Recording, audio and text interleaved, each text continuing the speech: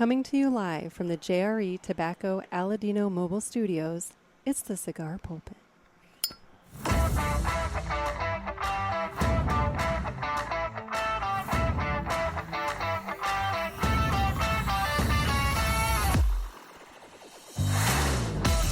Hello, everybody, and welcome to another sermon from the Cigar Pulpit.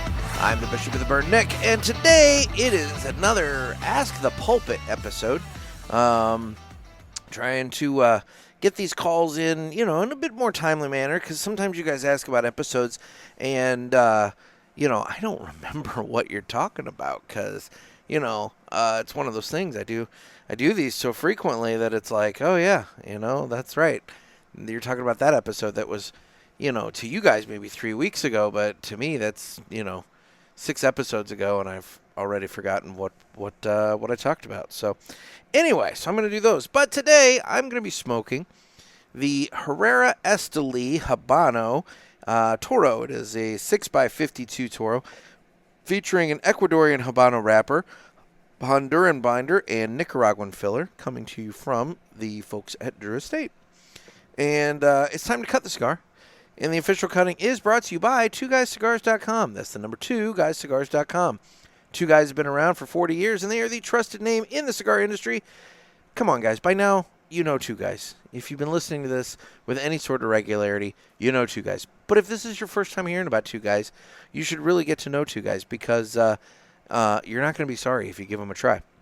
Family owned and operated, 2guyscigars.com does the very best to provide a great selection, fair prices, and excellent customer service. So head on over to 2guyscigars.com for your next cigar purchase. Let them know that the Cigar Pulpit sent you. And remember, that's the number 2guyscigars.com. And with that, it's time to go ahead and cut the cigar.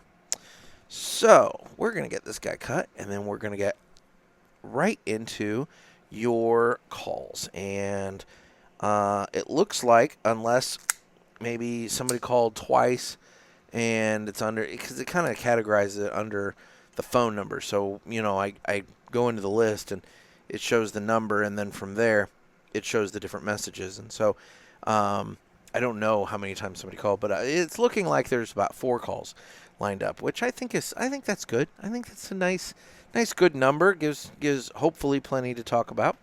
And then we can go from there. So, gonna get this guy lit, and while I light the cigar, you guys can hear the greatest commercial that you've ever heard.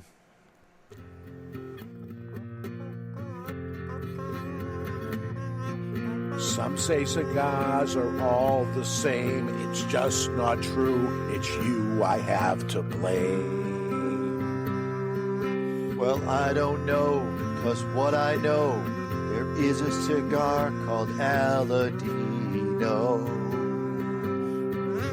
Corojo. Aladino Corojo. Aladino Corojo. They say authentic, so we're not confused, while the others say it's a word that's just abused. I guess that's so. They can't compete. At least I'm sure Aladino can't be beat. Corojo. Aladino Corojo. Aladino Corojo.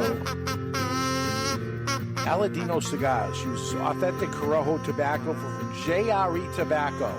This is the greatest commercial you ever heard. Yeah. Man, we are in this weird period of time where it's just warm enough that I don't feel like I want the heater on my legs, but when I have the heater off, it's just chilly enough that I want the heater on. And so I have it on right now, but it's like, oh, that's so warm. Anyway, all right. Well, let's just jump right into it. Let's get going with it, and then we'll listen to your calls. Shall we play a game? You talking to me? I have a question for you. You gotta ask me nicely. Ask me about my winner! You got a question. You ask the 8-ball. Come on, sucker. Let's get it on. Let's get it on indeed. So if you guys want to get your calls into the hotline so you can participate in a future Ask the Pulpit episode, you can give the hotline a call at area code 863-874-0000. That's 863-874-0000. And we will just jump right into it with the first call here. And I believe that would be this one. Maybe. Oh, this app. All right, I think I learned last time. Back out, jump back in. Hey, Nick, it's Dennis from Western Canada calling on another snowy, well, it's not snowy, but it is another cold day. So just thought I'd reach out and say hi. Just enjoying the latest episode with you and Mike Brinker. And what else was I going to say? Crap. The cold weather zapped me. Shout out to Noah there. Another fellow brother of the leaf in a cold climate. Hope he's doing well and staying smoky in warm places. Anyhow, that's it for now, because I'm a dumbass and I forgot what I was going to ask you about. So, talk to you later, Nick. Bye. You know, Dennis, you're not a dumbass, and I appreciate the call. I appreciate just hearing from you guys, because it makes me feel it's one of those things. Through this show, I have met a variety of people. Some in person, some I only know their voice. Like Dennis, I've never met Dennis. You know, I don't know what the odds are of me meeting Dennis one day. You know, maybe he comes to a Pulpit Fest. Maybe I find myself in the Great White North at some point. I don't know. Given how cold it is up there, you're not exactly selling a trip to Canada there, Dennis. But, it's one of those things where, you meet people. And, you guys, you hear so much from me. And, I think that through that, you kind of get this sense that you know me and everything, but it's a very one-sided relationship, and so I like hearing from you guys because it makes me feel like I'm not just talking to myself. You're not just I'm not just talking to myself, and you're not just a statistic. You're not just a number in the downloads and everything. You're an actual person, and so I like hearing from you, which is why I ask you to call the hotline. Why I ask you to be like, hey, give me a call. Let me know what cigars you're smoking. Let me know, what you're enjoying. Let me know, what you like out of cigar events, things of that nature. I want the interaction because it doesn't just give me content for a show like this where I need calls to, kind of balance my voice, have somebody else to play off of. But also, like I said, it lets me get to know you a little bit. And then at that point, it's like, oh, yeah, that's my buddy Dennis from Canada. Again, I've never met him, but he's my buddy Dennis from Canada. And that's nice. I like that. Others, I've been fortunate to actually meet in person. I got to spend some time this weekend with Dave from the Smoking Butts and Tap and Ash, group. And I went down and saw him for a little bit. And it's one of those things where time goes by and you kind of forget like where you met until you're asked. And then when somebody asks you, hey, how did you and Dave meet? It's like, oh, shit. He and the other barbecue guys, they listened to the podcast. They heard me talking about Southern Illinois. They realized they live in Southern Illinois. They reached out and they were like, I think we're close. And so then one day I go down and I party at Lake Benton with them. And next thing you know, I'm going to Dave's house and hanging out with Dave on a March Sunday.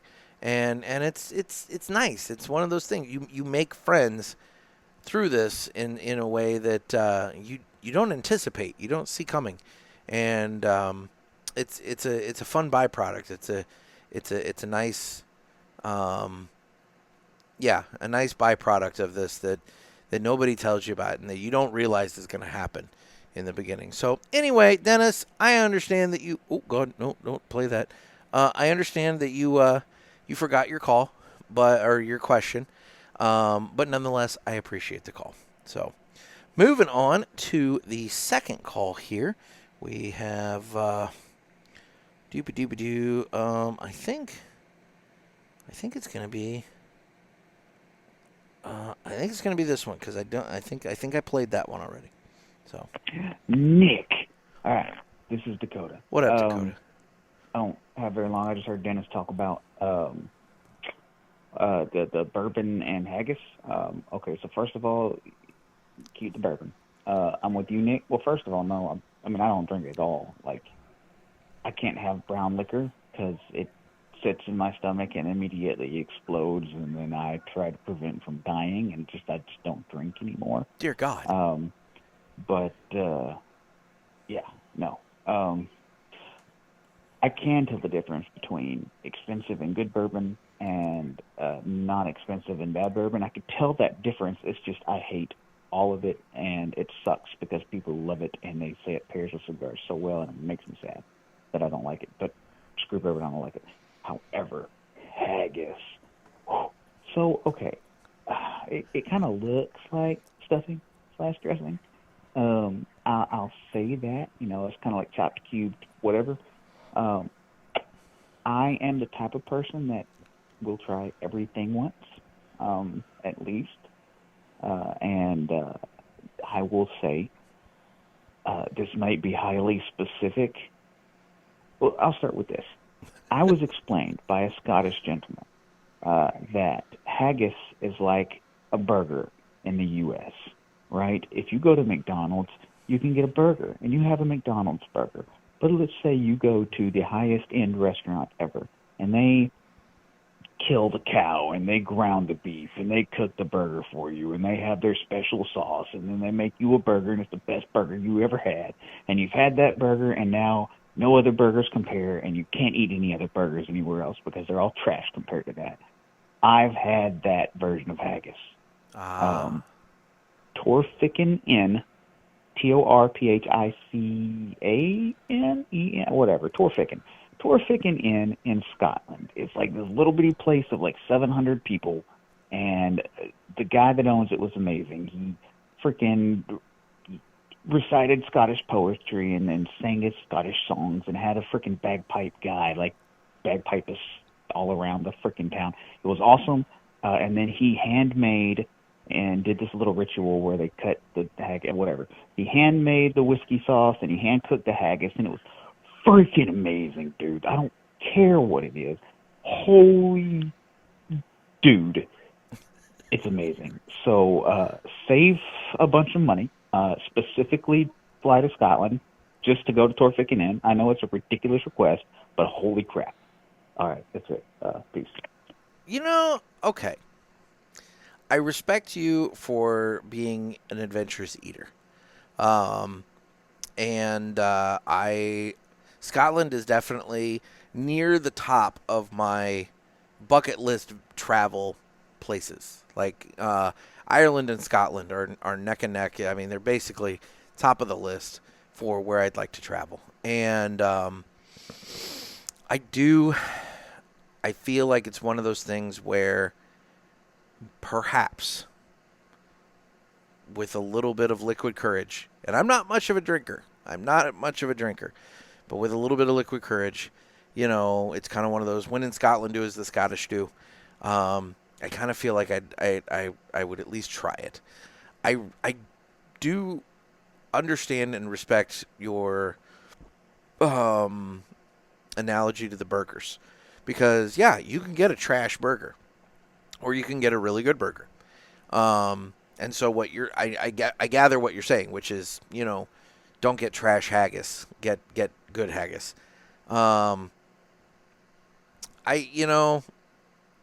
It would take a lot, but maybe I'm not dismissing it.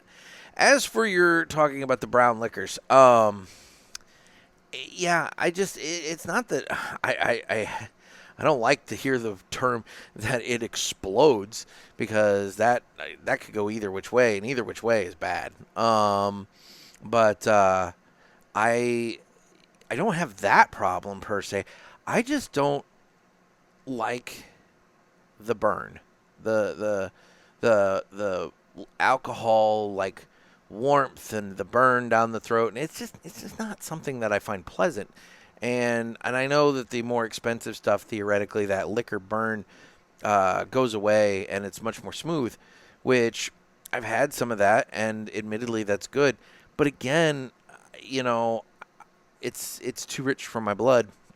I'm smoking cigars as it is. I mean, I'm literally lighting, in this case, nearly $10 on fire for the show today.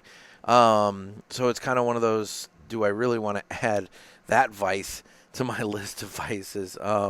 And the answer to that is no, but I do get what you mean about hearing how well everything pairs, the cigars pair with the liquor and, things like that. And it does make me a little wistful that perhaps it would be fun to do a proper pairing and really try it and really see if you can pull the flavors and all that.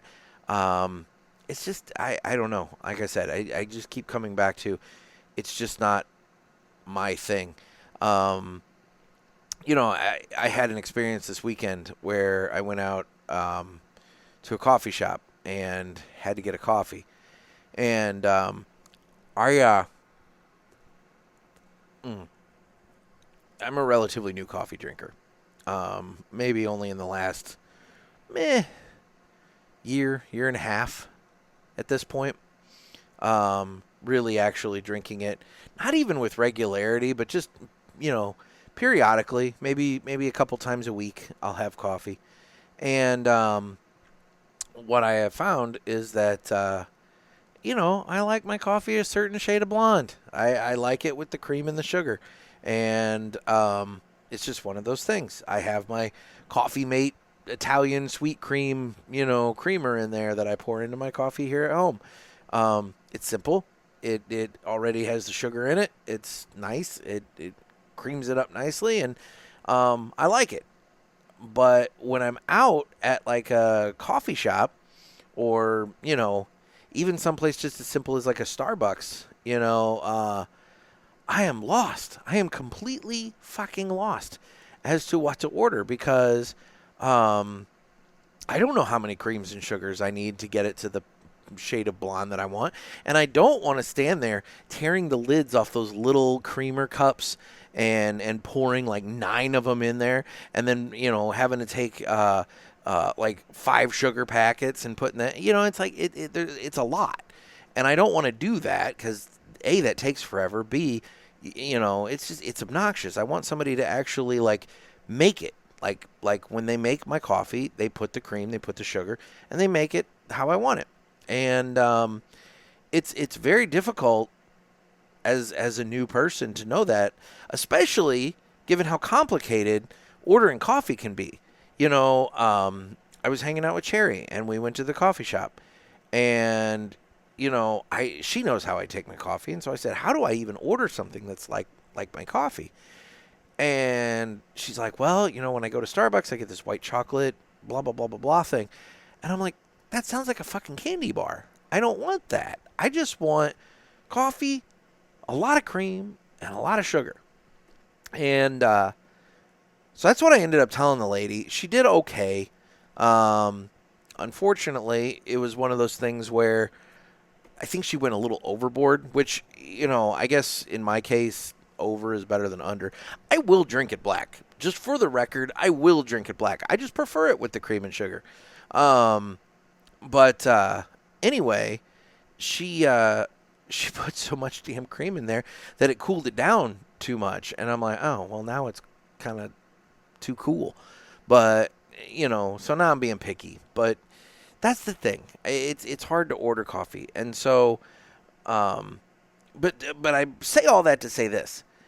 That was something that I always heard everybody talk, coffee and cigar, they pair so well.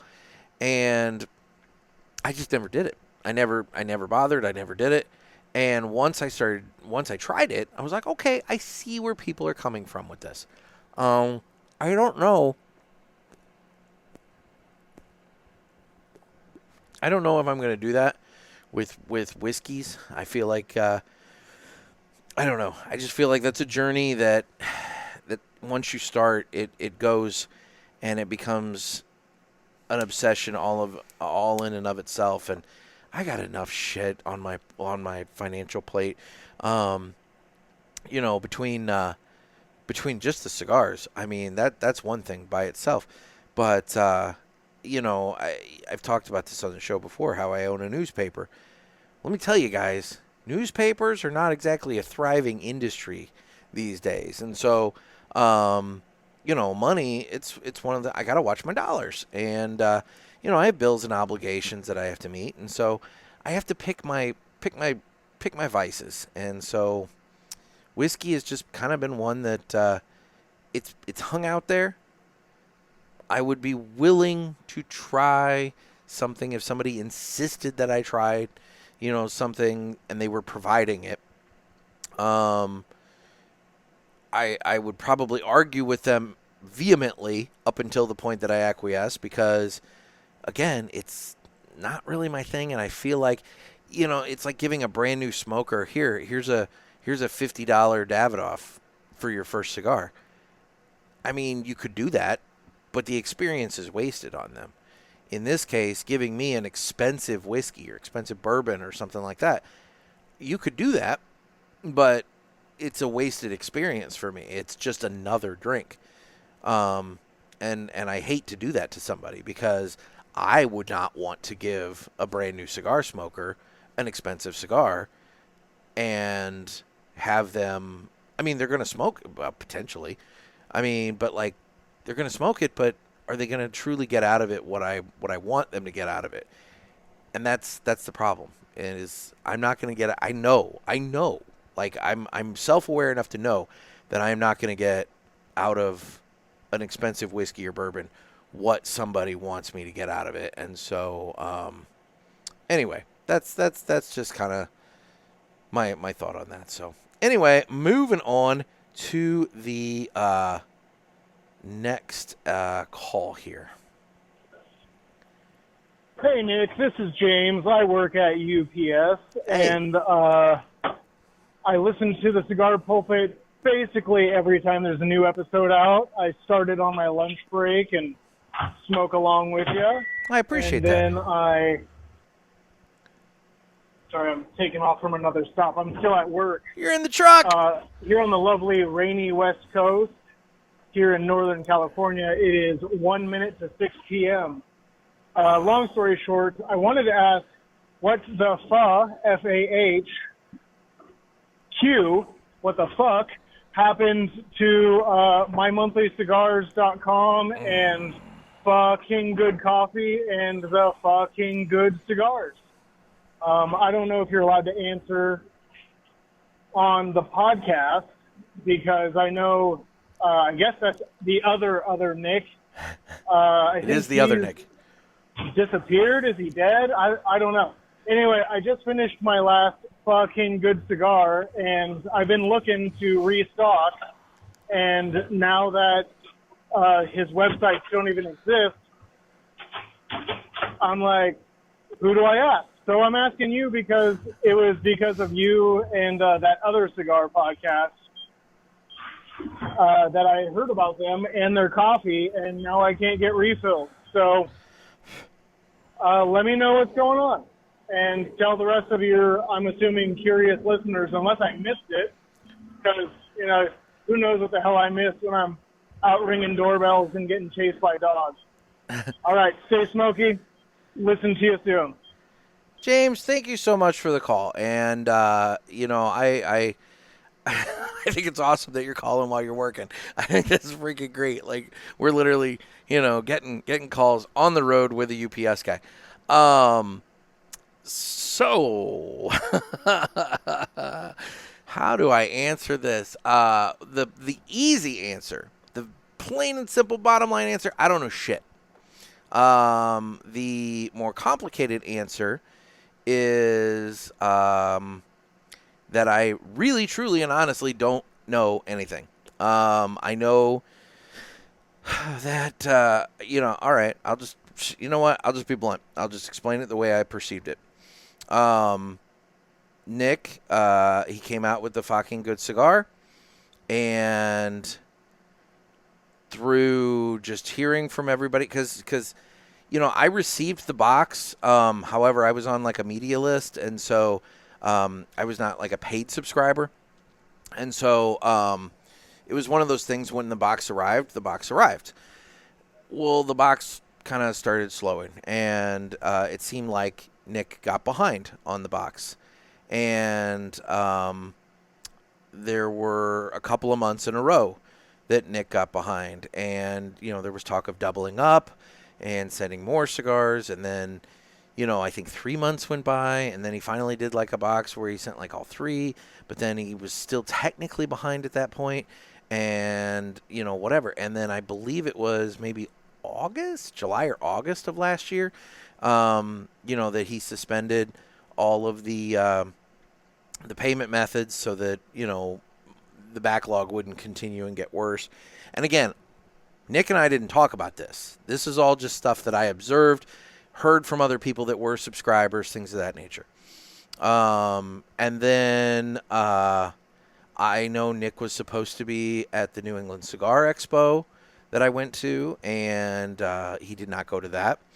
And I really honestly haven't heard anything. He at one point had told me that he was working on something that was going to be like so much better than MMC and all this other stuff. I don't know any details. And truthfully, the only thing that I do know is I think he did plan on having that out late last year. Obviously, we sit here in March and nothing has happened. And so that's all I know.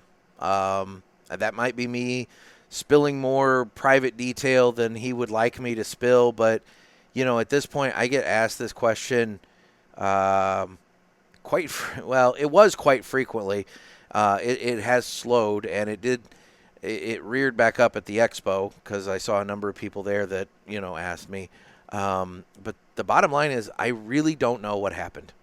I hope that everything is good with Nick. I hope that, health-wise he's doing okay. I hope that family-wise he's doing okay. People have speculated all kinds of different reasons why perhaps it might have stopped. I don't know anything. I know that the cigars sold really, really well. But in terms of any sort of details, that's his business, and it was not something that I got involved with.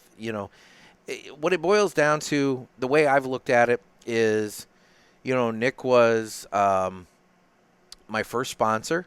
He was a very early believer in the podcast, came on board November of 2019. We'd only been going a couple of months. And, he came on board, started promoting the boxes, things of that nature. And, we kind of grew together to an extent. And so yeah, I understand why people ask me because, let's be real, we were associated together for quite some time. The thing is, but it was a business partner kind of relationship. We were friendly. And we would talk about some life shit once in a while, but it was a business partner relationship. And so, like with all business relationships, when they eventually run their course, they you move on. And so that's what I've done. I moved on, and I wish him well, but I don't truly know what happened.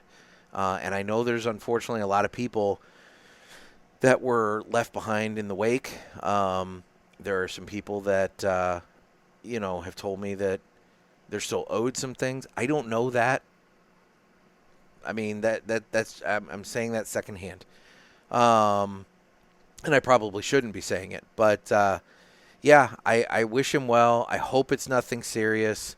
And, someday if he does come back and do something, really cool, I'd be curious to at least look at it and see what it is. But I do think that, unfortunately, MMC and Focking have probably run their course based around, just the reality of the situation. The websites are gone. The social media hasn't been updated. And that's just kind of the way it is. So I know that's not a great answer. It's probably the most direct answer that anybody but Nick can give. Like I said, I hope I didn't just speak out of turn. Nick, if you still listen, I hope you're not pissed off that I just said that. But, I understand if you are. But at the same time, the whole situation, I feel like, was kind of a situation that I don't know. I'm not going to criticize. I'm not going to offer up my opinion on any of that because that's not warranted. So, James, thank you so much for the call. Thank you so much for the listen. I appreciate it. And we'll move on now to the last call here. Okay, Nick, I am 7 minutes to the end of your most recent pod with Pinky. I passed up a couple that I was behind on to listen because I like her a lot. Yeah. And everything was great. The La Giana 30th anniversary is an awesome cigar. And then you guys started talking about her, I guess what she does for a living, reviewing people. And anyway, she brought up on her phone who you were 8 years ago. And she told you who you were. And I'm like, well, that's who you used to be. I get it that personality is pretty much set by the time a kid's like, I don't know, 10, 12 years old. But, Nick, you go through a divorce, it changes you. And so I bet you're not as much of a people pleaser as you used to be. I'm fascinated by the whole thing. I was a cop for 30 years. I passed a very similar thing that cops have to do in California. And 2 years later, I got really into the shit. I ended up getting fired, which was wrongly. And I just moved on. And when I went to my second apartment, they said, oh, you failed that psych test because you're too paranoid. I'm like, what? So they had me go to a third guy, and the third guy passed me. And then I spent 20 years as a state narcotics agent, and I had a great career. And then, of course, in the middle of that, I got a divorce. So the guy I was, my little personality index at 20, I'm 58. I ain't the same guy. You guys tapped into something that was fascinating to me. I know it's a cigar podcast, but you should bring her back, and that should be, I think that's a show there, brother. I enjoyed it. I like her a lot. I think she's kind of halfway full of it.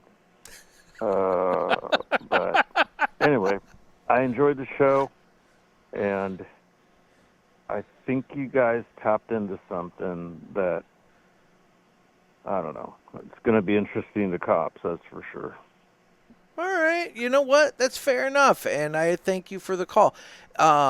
You bring up a good point. 8 years ago was 8 years ago, and in 8 years, shit, man, my business has gone from 2 years old to now, it'll be, we're having we're completing our 10th year in April. 10 years of printing, and for a newspaper that started in 2015, I mean, 10 years, that's a damn big accomplishment. I mean, shit, for any small business, 10 years in business is a big accomplishment. So that's something, that has definitely changed. And admittedly, my outlook on that has changed quite a bit since the beginning. You're right. I have gone through a divorce, and I've dealt with some things. The people-pleasing is still there. I definitely acknowledge that. I've tried to be, I say I try to be better about that because, but that makes it sound like it's a true negative. And I think it can be a negative. It definitely can be a negative to an extent. Like when you're pleasing, when you're focusing entirely on pleasing others to the extent that that it's detrimental to yourself, that's a problem. I try to figure out a way that everybody can win. Unfortunately, that doesn't always happen. And, that's where I've had to learn that, you know what, you gotta worry about yourself in those instances. But hell, the fact that I'm still doing this podcast right now after everything that's gone on in the last, it'll be 2 years in May, kind of showcases that. So, it's an interesting dynamic that you bring up, which is that, yes, perhaps her test 8 years ago showed one thing and her test now would show something completely different. 8 years ago, I had more people on staff, to where my workload was different. Now I'm having to do a lot more things because I don't have, an office admin. I don't have an administrator that's helping me with some layout work and subscriber maintenance and billing and, things of that nature. So, before I was able to just do general reporting and do more layout. Now I'm having to do some general reporting. I'm having to do layout, but I'm also having to do a lot more back office stuff. Additionally, I'm having to do a ton of ad sales. That's honestly what I've been spending the bulk of February and then now this first week or so of March doing, which is ad sales. And I hate ad sales. I'm horrible at ad sales. I can tell you all day long how great my newspaper is. I can tell you all day long how great this podcast is. But when it comes time for the ask, when it comes time to actually say, do you want to advertise, this is the price, that's when I start to second guess myself. That's when I start to, think like, oh, am I charging too much? Am I asking too much? And in my head, I'm already second guessing, I'm second guessing myself. I'm second guessing my product. And when I say what it is and somebody is sitting there kind of hemming and hawing, thinking about it, all I'm doing in my head is, how much of a discount can I offer up in order to get this? I'm horrible at that. I'm horrible at the ask. And I know that, but it's become a situation where I have to do it. And so, to your point, her test showcased that 8 years ago, I was an idea guy and not so much of a doer, whereas now I've had to adapt and become a doer, and I've had to adapt and become, or I've had to flex strengths that perhaps I didn't necessarily have in showcase. I don't know, but I think if I'm reading between the lines there, what you're saying is that perhaps I need to sit down with her and I need to take that test again, to where we can compare Nick 8 years ago to Nick now to see, what those differences are and everything. Because, you're right. I do think there are possibly some drastic differences. So, that's a really valid point. I don't know. And by the way, I think a little paranoia in law enforcement is not a bad thing.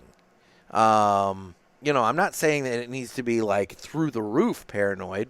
But these days with everything going on and this and that and whatever, and my God, if you were in like, I think you said narcotics, I kind of feel like that's something that, is healthy in a way and gets you home. 'Cause my God, you have no idea what's in the mind of somebody. So why not be a little paranoid? I don't know. That's just my thought. So anyway, that would be the 4 calls that we have for this episode. I thank everybody for calling in and leaving a message with their questions. I think it was a good discussion. And if you want to get in on the discussion, you can give the hotline a call at area code 863-874-0000.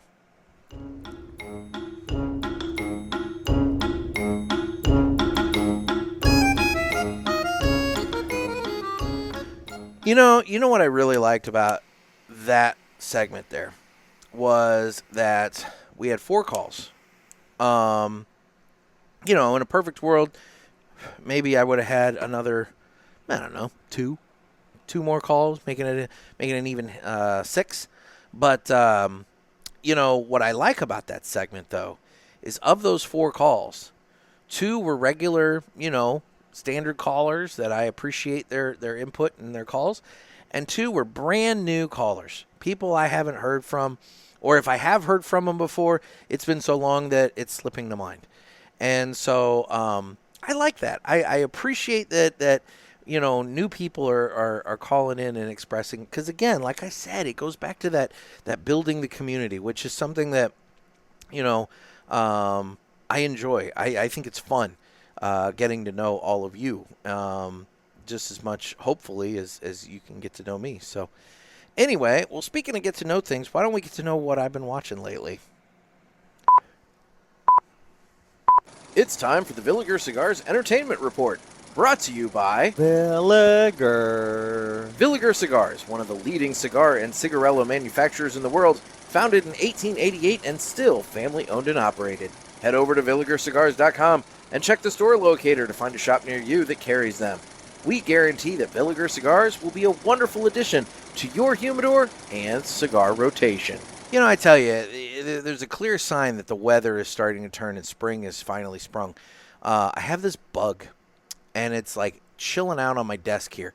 I don't even know what kind of bug it is. It almost looks like it's some sort of a little like mayfly or some sort of thing like that. I don't know. I can't identify this bug, but he's been buzzing all around. I have a fluorescent light, along the base of the window. That you guys, it's opposite me, so it's lighting the desk, and he's very fascinated with that. But he's not digging my smoke at all.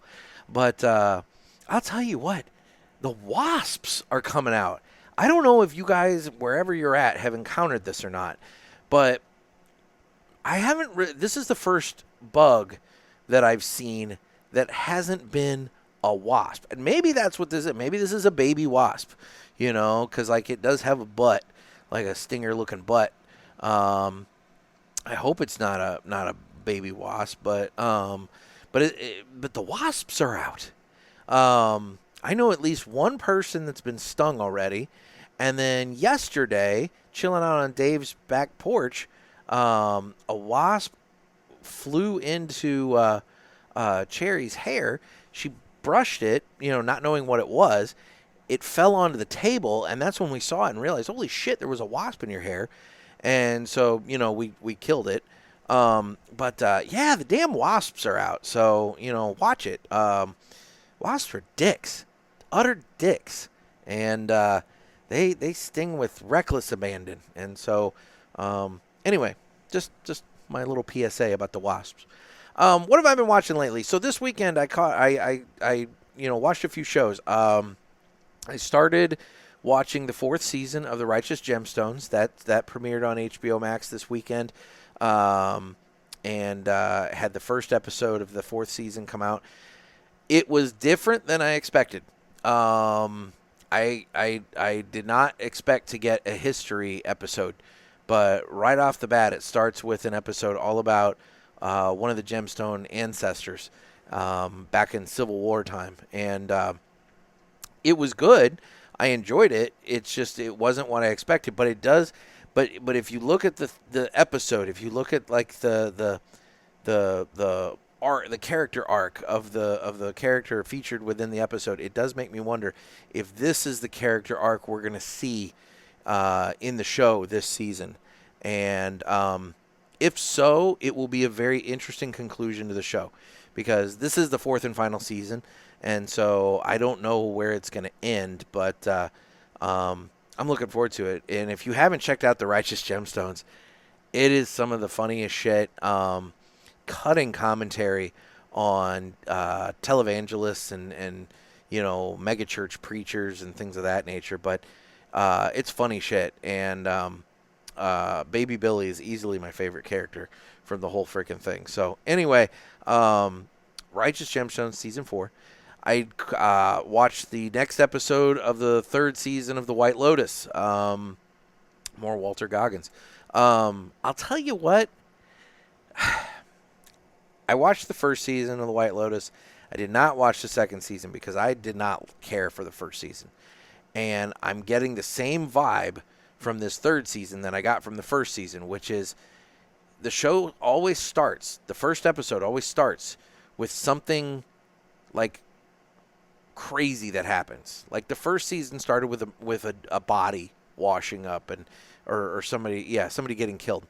And it's a question of like, oh my gosh, like what happened to this person. And so throughout the season you learn all about all the characters and all the drama and development and everything. And then in the last episode, but it all ultimately builds up to where in that last episode you learn what happened and who that person was.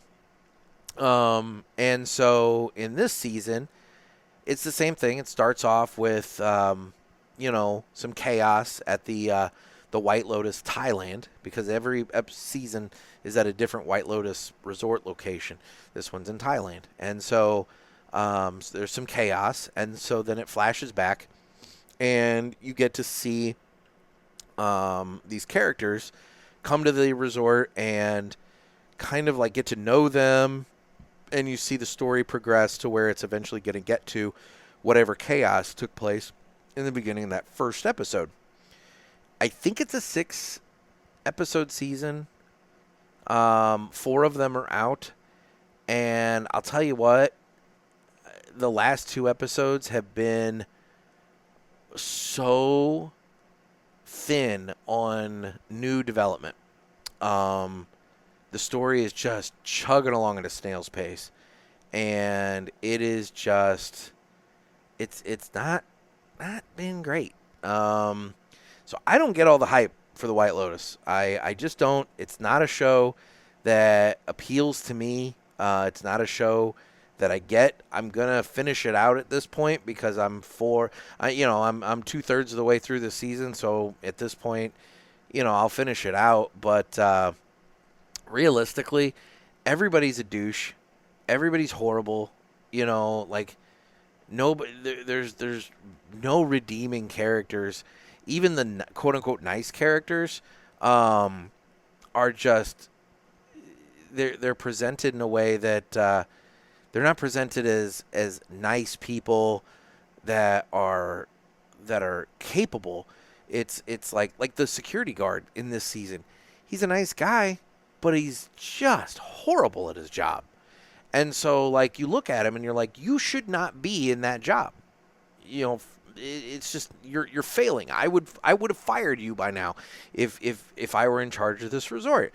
And so, even the nice characters you don't care for. So, I'm not into the White Lotus, and like I said, I'm gonna go ahead and finish out this season, but I'm done. I'm not getting sucked back into the show again. I don't care who's in it. I truthfully only started watching this season only because Walter Goggins is in it, and I enjoy him. But it is just not holding my interest. Now, the other show that I watched this weekend that did hold my interest, and part of it is due to the subject matter, but part of it is just due to the fact that it's actually a really, really good show. Daredevil Born Again on Disney+.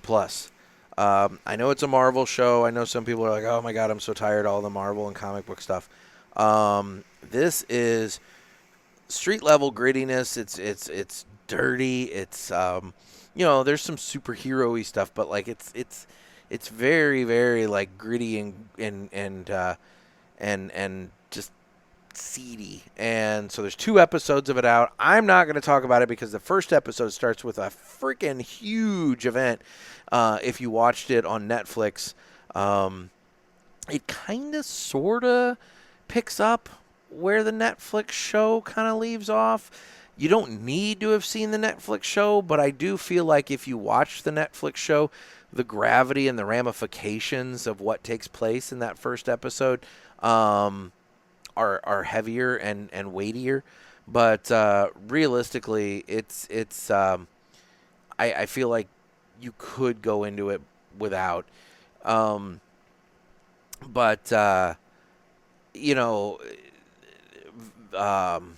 his name? Vincent D'Onofrio playing the Kingpin. I mean, it's just a brilliant job by him. I like D'Onofrio.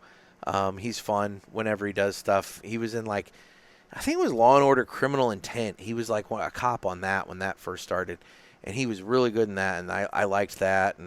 But he's always fun. He does well, and so no, I'm digging that. New episodes of that come out on Disney Plus, I think, on Tuesdays, and so but they launched with 2 episodes on the premiere last Tuesday, and so it was that was a good call. You were able to kind of get enough that it sucked you in. I feel like one episode kind of sort of just doesn't do it. Sometimes, and maybe that's why White Lotus starts with Chaos, because they know that if they started with the actual, just the bulk of the episode, that by the end of it, I'd be bored, done, moving on. Yeah, I don't know. Anyway, so yep, that's what I have been watching lately. So let's go ahead and do this now. It's time to fly high with Blackbird Cigars. Blackbird Cigars offers you remarkable quality using the most delicate and finest tobacco to always ensure that you're receiving unsurpassed cigars. Blackbird Cigars strives to give you undoubted repeating flavor for every cigar you smoke and impressive quality so that you can always expect greatness. Check out their website for a full list of stores carrying Blackbird Cigars and give them a test flight. Blackbird Cigars, can't clip our wings. Alrighty.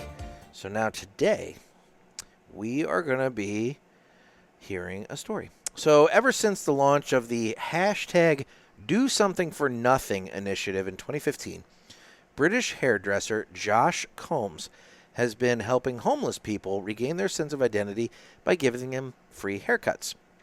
He has also collaborated with a veterinarian named Jade Stat, who runs a service named Street Vet to provide the canine companions of the homeless people that he meets with some support as well. He said, I didn't want it to just be about me and cutting hair, so I came up with the hashtag, and I always wanted other people to get involved. Combs wants to break the taboo surrounding homeless people, demonstrating the ease with which anyone can interact with people who are having tough times and show them some kindness. So be like Josh Combs and Blackbird Cigars, and don't let anybody clip your wings. Now, I say that to tell a little funny story. Obviously,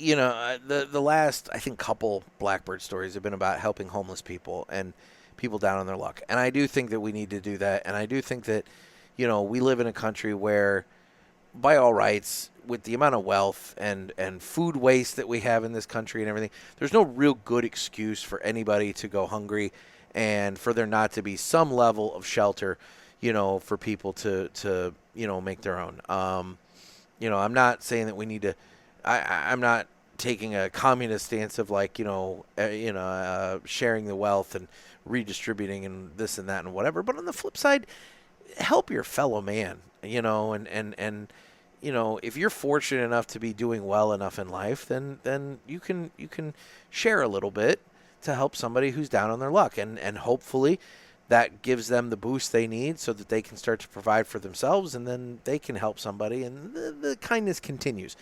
However, one area that I do think we desperately need to work on in this country is having mental health available for folks, because this weekend I'm driving around and I'm in a urban environment, and laying on the sidewalk is a gentleman, and he's laying there like he's getting ready to take a nap at a major intersection, and he's just on the sidewalk right there at the major intersection, and he's got a cardboard sign that says, need help with weed and beer.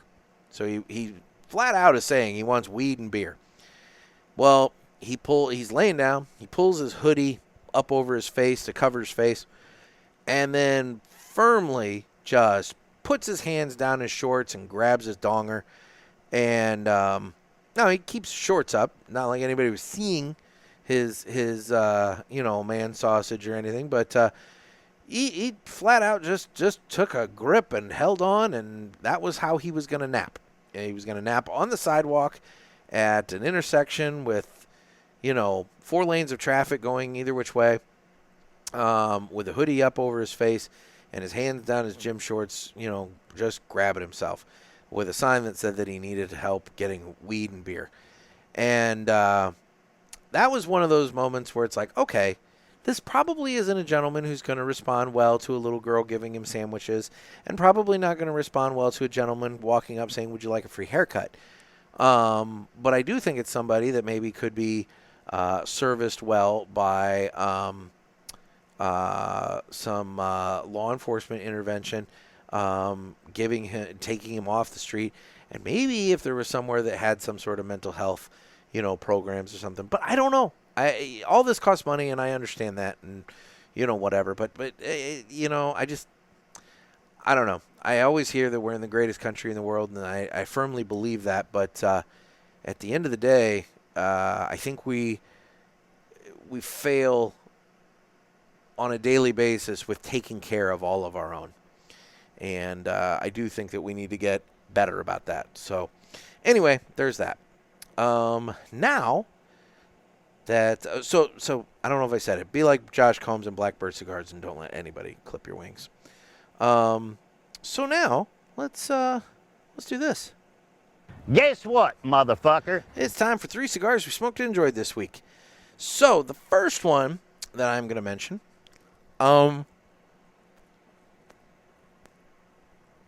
is one that I am pretty sure, based upon social media posts that I saw just this evening before I sat down to record, you can procure from twoguyscigars.com on Wednesday. So tomorrow, this episode hits on Tuesday. You can procure them on Wednesday. The first one is the Gold Star Toro from United Cigars. I was fortunate enough to get some pre-release samples. I smoked one on the show with Oliver, and holy shit, guys. I love the Gold Star. You have to try the Gold Star. It's a cigar that has a lot of complexity to it. It starts off, on the, in my opinion, it starts off kind of in the 4 range strength-wise, but it does build to like a 7 by the end of it. It's got great flavor, awesome construction, and I think I'm down to like 2 of the samples that I was given. I think I have 2 left, and I'm probably going to be sitting on those for a bit because I don't want them to just piss away. But, for the price point, I think the Toro was maybe $13. Well worth it. Well worth it. So if you're interested, twoguyscigars.com, I think on Wednesday we'll have the Gold Star, and that is definitely one to give a shot to. The next one that I had is one that I smoked. For a while I was smoking fairly regularly last year, and that's the Christoph Nicaragua Toro. I really dig what Christoph has done with making that cigar and some of the other samplings that they've put out recently. It's just a really, really well-constructed, well-made, good flavor, good, it's just a really all-around good cigar, and I really dug it. And then the last one that I had was one that I ran by my local Total Wine, and I picked up a Romeo y Julieta Reserva Real Nicaragua Toro. That's the blue band one, and I love that cigar. Now, the only thing I'll say, and I don't know, those of you who maybe know more about this stuff than I do, I never professed to be an expert. I went in there, and their humidor, like all of the cigars, the cellophane was covered in this, like, it looked like a white, like, powder or like white dust.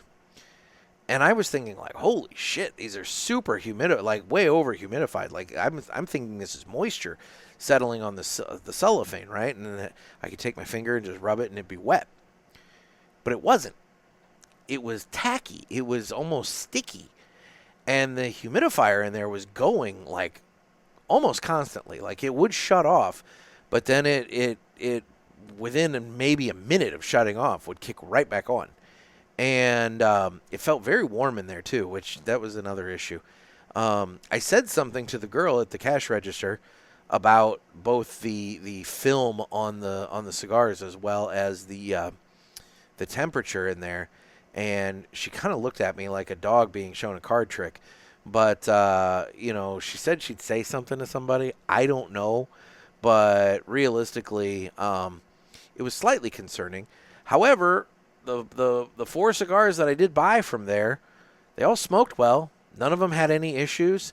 They were all, proper. None of them were over-humidified, under-humidified, or anything like that. It was just a very odd film over, like, damn near every cigar in that. I mean, it was basically every cigar in that humidor had that on there. At least the exposed ones. If you dug down in a box, like the second layer, wouldn't have it. So I'm thinking it's something that was coming from that humidification unit.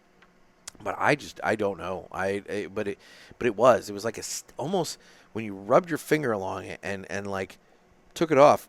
When you first rubbed your finger on it, like it wouldn't go away. So then if you push just a little harder, that's when you realize that it was almost like a tacky or sticky. Not sticky makes it. It was borderline sticky, but it was definitely like a tacky kind of substance, and I don't know. It was a bit concerning. So I'll keep my eye on that. But that's my recent Total Wine experience. But the Reserva Real, the Romeo Julieta Reserva Real Nicaragua that I had from there it smoked wonderfully. I had it on my way to my printer to pick up my papers, and it was a wonderful road cigar. I enjoyed it greatly, and so it made my list for 3 cigars I smoked and enjoyed this week. Well, I guess it is that time of the show where I tell you that I'm available on Instagram at the Cigar Pulpit. I'm available on Facebook where we have the Pulpit Parishioners group. That's kind of another avenue where I'm trying to build that community, where everybody kind of gets in, shares what they're smoking, talks amongst themselves, and everybody can kind of be a little bit more than just a nameless, faceless listener. They can be Joe or Dakota or, Mike or Trent or, whoever. They can come in and actually post and engage with all of us. So I'm hoping that if you're not a member, if you're on Facebook, go ahead and join the Pulpit Parishioners group. It is private technically, so, you'll have to request to join. I don't think I've ever denied a request to join. So I mean, if you're obviously a fake bot, then, that's one thing. But, I don't think I've even had that. So join the Pulpit Parishioners group. Get in on the fun. I'm on Twitter/X. I am on Rumble. If you want to watch this on video, you can head on over to Rumble. It's a much more free speech and open platform than YouTube. So you can sign up and follow me just like on YouTube. I am on YouTube. I have received 1 warning. Haven't received any strikes yet. But like I said, there are multiple times, if they actually just took a look at past episodes, they would, see the exact same thing. So whatever they gave me a warning for, they would give me a strike for on other ones. So, I guess there's eventually going to come a day that YouTube decides they're going to crack down on cigar content enough that I'm gone. But for right now, I am on YouTube. And then if you're a Spotify listener, you can use Spotify to either listen or watch this, because I do Spotify video as well. So you can watch the show on Spotify. Otherwise, I have been thoroughly enjoying my Herrera Esteli. I've been trying to keep it going. Obviously, I'm talking, so it's one of those things where as you're talking, it kind of starts to get cooler and go out, and so I'm every once in a while having to re-hit it and everything. But this cigar, it gives a nice kind of earthy spice, and I really do enjoy the Herrera Esteli Habano. That's the white label one for anybody who's out looking. The Maduro, I think, is like a kind of a turquoise looking band on it, but the white label with the red letters and the gold trim, that's the Habano one. And there's a couple of shops around me that carry it, and I like it. Drew Estate's one of those brands where they've got like the Undercrown, and they've got their Herrera Esteli, obviously the Liga and that kind of stuff. But in terms of their regular core offerings, I'm not going to say I don't like a lot of stuff, but I don't tend to smoke a lot of stuff from Drew Estate. But the Herrera Esteli Habano, this is one that's pretty consistent, that when I find it, I give it a try. I will say I've had a couple of wrapper issues with ones in the past. This one, thankfully, has not had that. So there is some fragility to the wrapper on this cigar, but this one, like I said, doesn't have that. So that's good. Anyway, otherwise, I guess this has been another sermon from the Cigar Pulpit. I want to thank everybody for calling in and leaving your messages. And once again, if you wish to jump in on the fun and be a part of an Ask the Pulpit episode in the future, you can give us a call on the hotline at area code 863-874-0000. Thanks, everybody, for listening. This has been another sermon of the Cigar Pulpit. I'm Nick. Stay safe and stay smoky.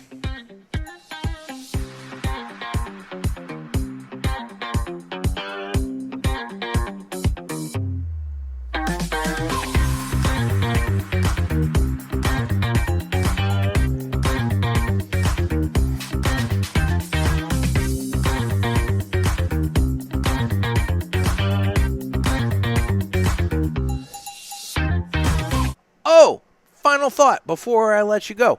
So this week there will be a total lunar eclipse taking place. I don't remember. I think it's either Wednesday night into Thursday or Thursday night into Friday. Check your local area. I'm sure NASA probably has some information up and about it. It is going to be overnight, so for those of you working like the overnight shifts and things like that, you might be able to see it. If you're a super early riser, maybe you'll get to see it. I think it happens at like maybe 3 a.m. my time in my area. So like, I'm going to stay up, or at least I'm going to get up and view it because I'm a nerd like that and I want to see it. But I remember seeing this back in 2022, and it was really, really cool, and I want to do it again. So this is where the moon, it's not where the moon disappears, but the moon, because of the way the earth shifts in front of the sun, and then there's the moon, the earth blocks the light from the sun to the moon, and so the moon ends up turning like, I think I'm getting this right. I'm not a NASA scientist, but the moon. The end result is the moon turns like a blood red color, and it's freaking cool. So if you are into space stuff at all, this happens maybe once every like 2.5, 3 years, something like that. But anyway, if you're into this stuff at all, that is this week. I believe it's Wednesday into Thursday or Thursday into Friday, one of those 2 days. But like I said, check with, I'm sure you can probably find some information on NASA or any of their social media accounts or anything like that. My local weatherman put out a thing about it, promoting it. So, you probably might be able to find something if you look for your general area. But if you're into that stuff, that's this week. Later, guys.